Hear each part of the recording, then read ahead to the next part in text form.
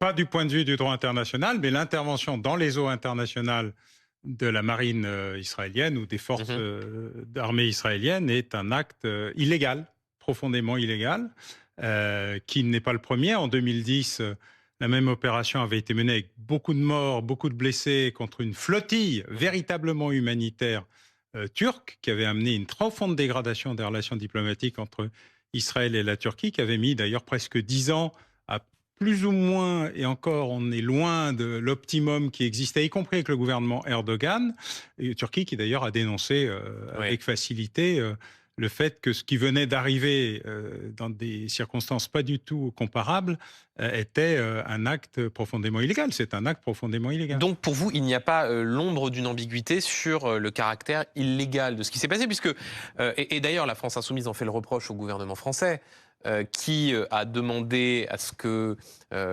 les ressortissants français puissent bénéficier de la protection consulaire, qu'ils puissent revenir sur le territoire. Mais ni Jean-Noël Barrot ni le président de la République n'ont dénoncé ce qu'il s'était passé ou parlé du caractère illégal de cette Ce ne sont intervention. pas les eaux territoriales israéliennes. Le blocus de Gaza amène à considérer que Mm.